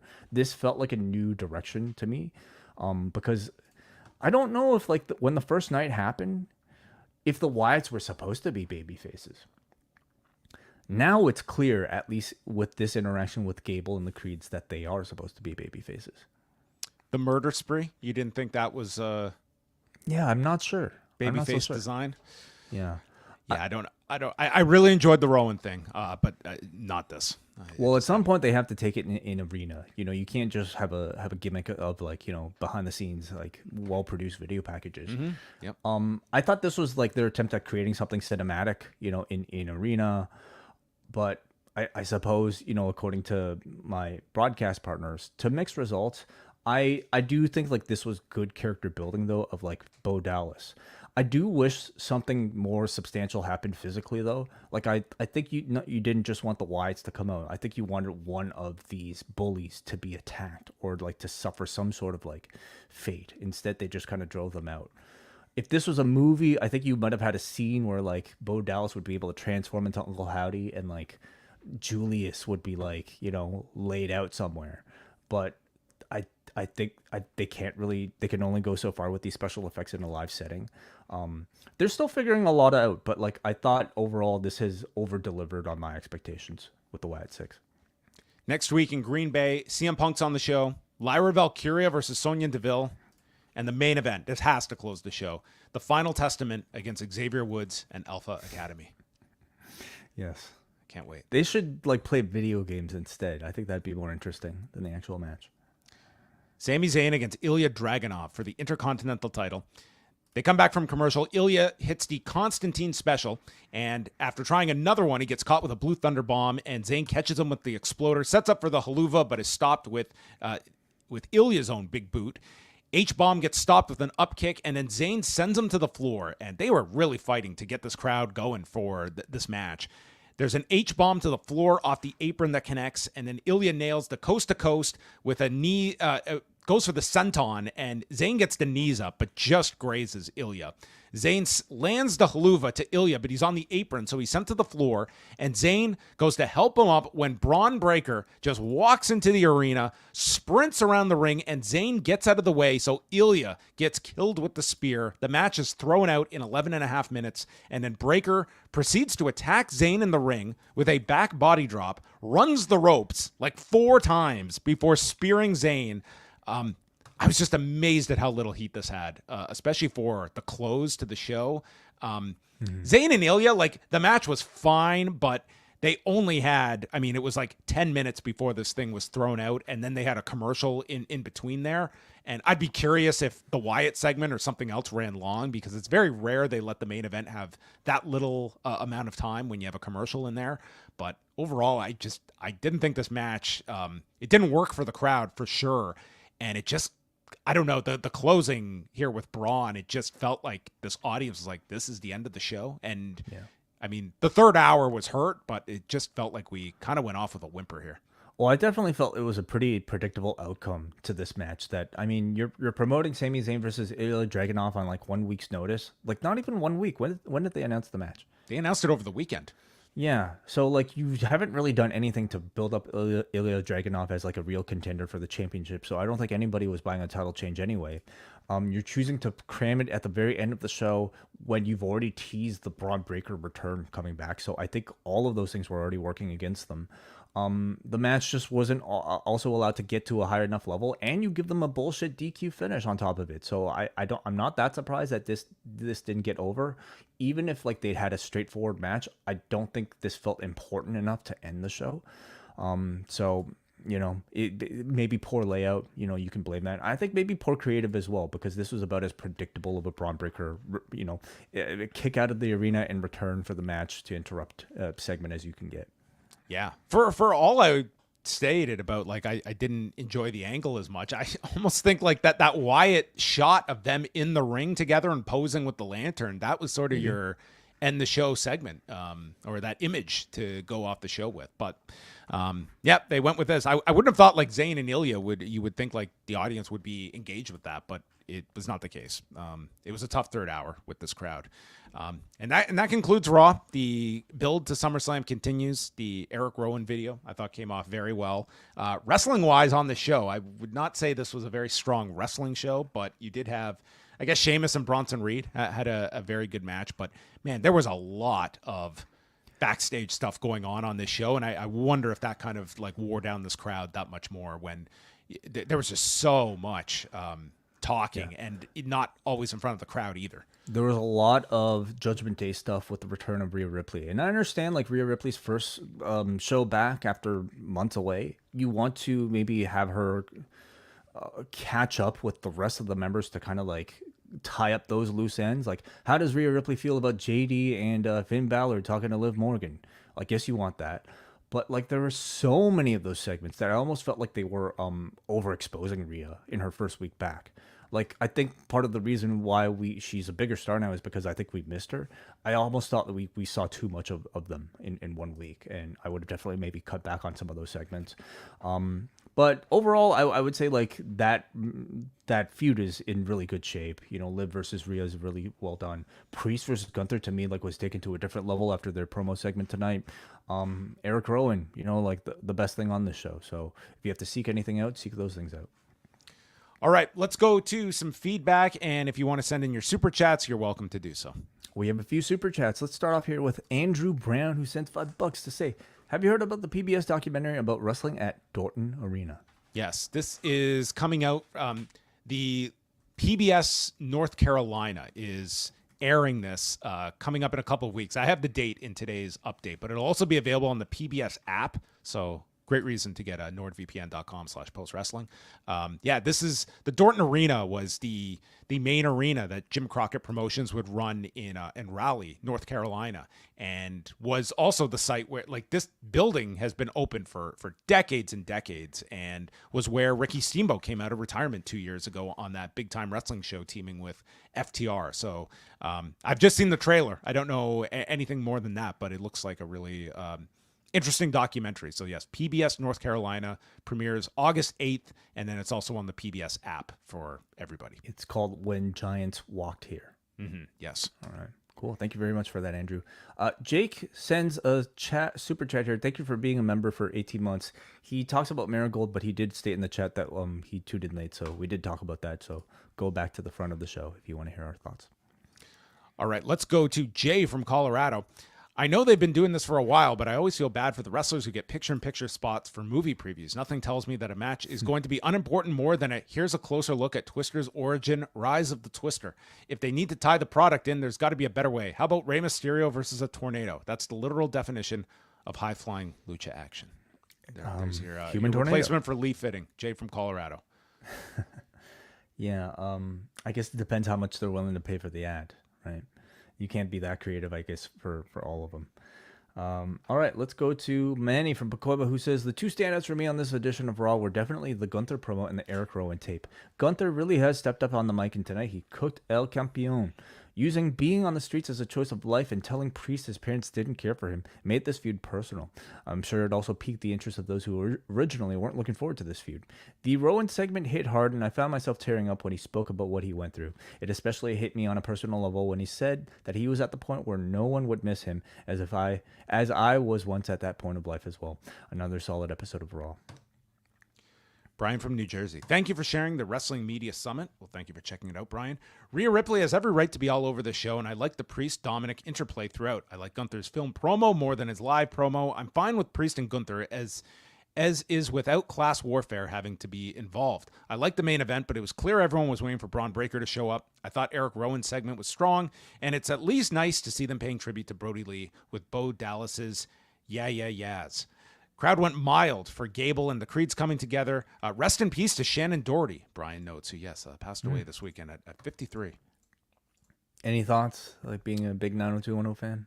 I mean, sadly, like it's, she first got diagnosed with cancer like 9 years ago, and then it came back and it was like stage 4 and was going to her, like it was like moving to her brain. So sadly, I mean, this was kind of a unavoidable outcome for her. I mean, it's just very sad. I mean, at a period, like if you were growing up in the early 90s, I mean, she was among the most popular people on television. Like she was, I would say like she was maybe like at one time, like the biggest star on 90210. She was only there for like 4 seasons and then left and was, she was the subject of a ton of like tabloid coverage and stuff that was going on the set, which, that was like part of the appeal of the show too, was like what was like going on behind the scenes as well. And she was kind of in the midst of all that, but she was super popular character on that. And then did Charmed after that. I never watched Charmed, but yeah, even that she was only on for, I think, a couple seasons. Yeah,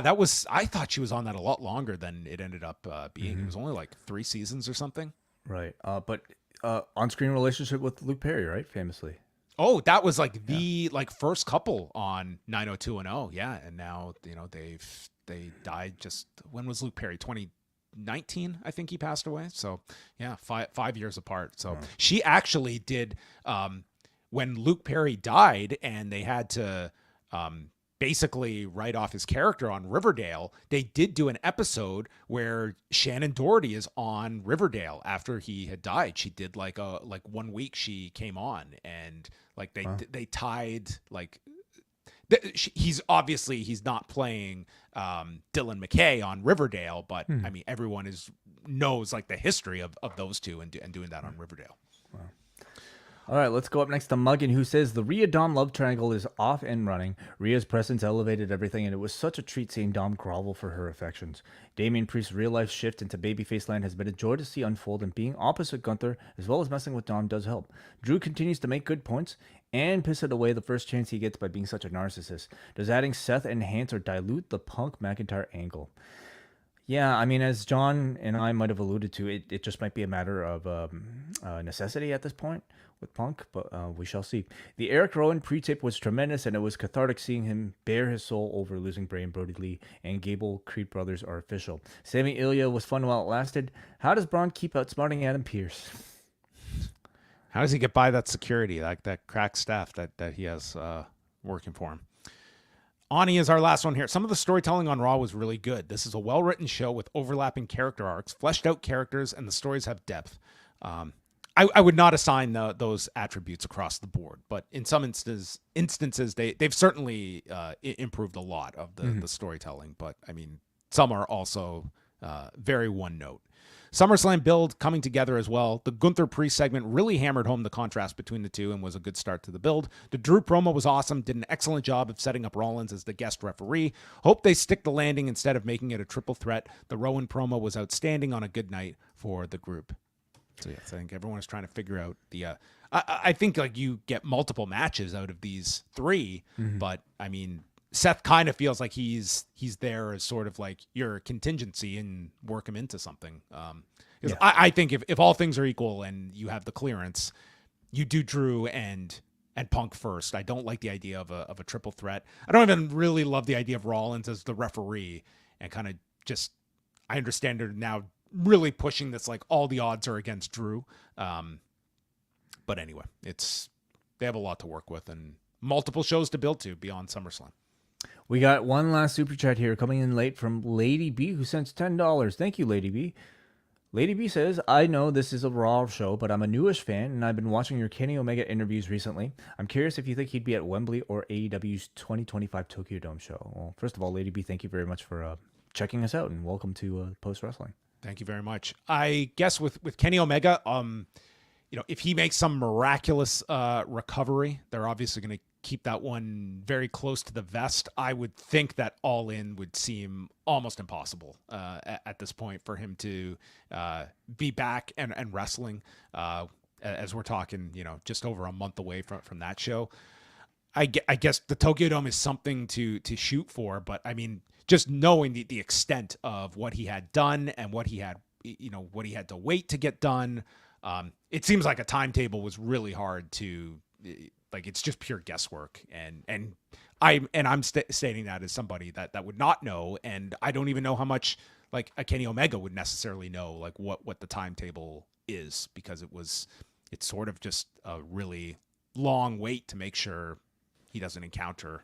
I mean, this was something that was legitimately life threatening to him. Yeah. At this point, I think the better question is if he comes back even at all. Like, I mean, I think we certainly have to ask that, when it comes to something as severe as this, right? So I definitely wouldn't expect him for All In at this point. Like, we're not that far away. Could he make an appearance? Yeah. I don't even know. Like, could he even fly, at this point? I don't know enough about his status or recovery, but I just probably wouldn't even expect him at all to be involved. Tokyo Dome would be probably a really tall ask, but I mean, these are sort of like superhuman athletes, and at this point, I just hope that he comes back. Period. Mm-hmm. I mean, you've done the angle. You know what they want to do when they come back, and it's just a matter of his recovery, obviously. So there you go. Thank you very much for the super chat, and that's going to bring things to a close on Tuesday night.